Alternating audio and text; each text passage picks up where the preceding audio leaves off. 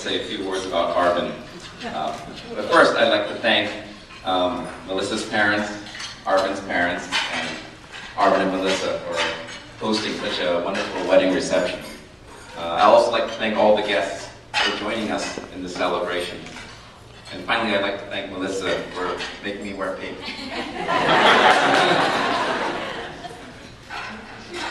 Arvin was the youngest kid of our extended family that lived on the East Coast. Our families were very close, and we spent a lot of time together growing up. Everyone, the aunts, uncles, cousins, all treated him as the baby of the family. I can still remember Arvin's parents bringing him over as a newborn to our house for the first time. Eventually, he started coming over for school breaks, summer breaks, and holidays just about every year. To my sister and I, he was like our little brother. He actually even called me Gaga, and he called my sister Jie. But being me and my sister's pseudo-little brother meant he had to endure a lot of grief from us growing up. My sister in particular liked to boss him around constantly. She always got him to play the types of things that she wanted to play. Like writing diaries and baking cupcakes. And because they were closer in age than I was to him, she was pretty mean to him as well. So she would threaten to not let him bake cupcakes in the afternoon if he didn't do what she wanted in the morning. Drive him crazy. One of the things we used to do was we always used to play chess against each other. And Arvin, my sister being older than Arvin, used to beat Arvin all the time. But Arvin was a smart kid, and he started to get better and better. And occasionally, he started to, win some games against my sister. The first time it happened, he comes running down the stairs, very excited, saying, "Gah, I just beat you in chess for the first time." Before I even had a chance to congratulate him, my sister comes storming down, saying, "Arvin Chang, you get right back up here right now and play me again. I want a rematch."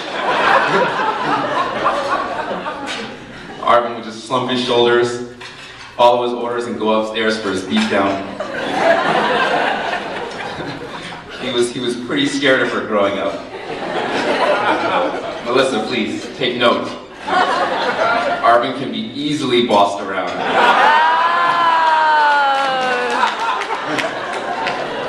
If you need any advice, you just ask my sister.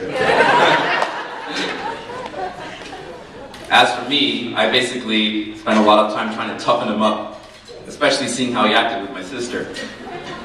Whenever the three of us would play tennis together, I'd always make him hit extra balls and run extra laps than my sister. Arvin was kind of scared about things. He was really scared of scary movies. Whenever sometimes we'd be watching TV together or watching a movie on TV, whenever someone would pull out a gun, he'd run out of the room. So to kind of toughen him up, whenever we were alone, I'd make him watch like these action movies that were probably too violent for a little kid. Things like Predator and Terminator. When he would refuse, I would say, "Okay, let's play a game of table tennis. If you win, you don't have to watch. But if I win, then you have to watch." And of course, I'd end up winning because he'd be too nervous about what would happen if he lost. He was also scared of thrill rides at an amusement park. So whenever we'd go to amusement parks together, I'd always make him ride the scariest rides. One time he was around maybe like 10 years old, and we were in line for some scary roller coaster ride. Arvin was desperately trying to talk his way out of not going. He saw like the roller coaster disclaimer sign you usually see. It says something like, "Persons with the following conditions shouldn't ride this ride. Motion sickness, dizziness, back and neck pain, pregnancy," things like that. And so Arvin's like, "Motion sickness? I get that all the time when I'm in the car. Dizziness? I'm always dizzy. Back and neck pain? I have those right now." I was just like, "That sign is for old people. I don't care, you're going." Looking back, I kind of feel bad making him do all those things when we were kids, but seeing him pick up something like snowboarding, maybe it had a good effect. So eventually Arvin got older and grew out of being our little brother and kind of formed his own identity. He was still good at all the things that we like to do as kids, but he started to pick up interests that we didn't really like, such as drawing and poetry. He developed a passion for extreme sports like ice hockey and snowboarding. And of course, he had his own set of friends. About 5 years ago, Arvin was invited to a house party in San Francisco by some of his friends. So he drove himself and another friend to the party, where he met Melissa for the very first time. Two of them hit it off immediately and talked for much of the party. As the evening wore on, Arvin's friend, who came with him in the first place, decided that instead of waiting for him to finish and get a ride home, it was just better to walk home instead.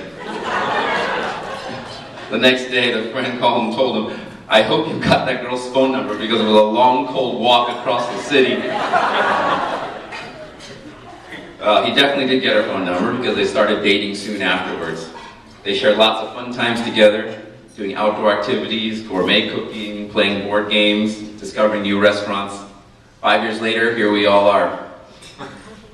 On their wedding website, Arvin is credited for introducing Melissa to snowboarding and other outdoor activities. And Melissa is credited for teaching Arvin to appreciate containers. Oh, well, I believe that, because I once bumped into them in a Hold Everything store. I think Melissa has actually taught Arvin a lot more. For instance, he taught Arvin to appreciate fine dining, and as a result, he has been to many, many good Bay Area restaurants even before I have, and I love eating.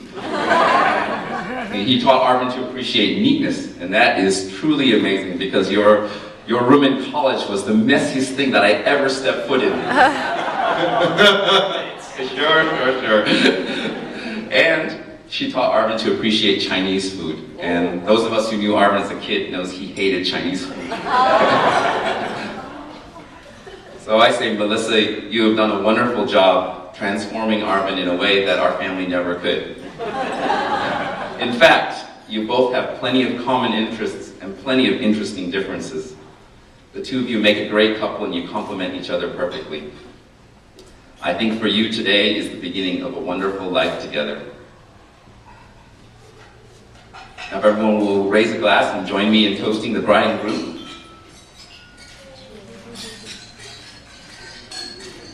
Arvin and Melissa, may the joy you share today be the beginning of a lifetime of happiness and fulfillment. Congratulations. Yay.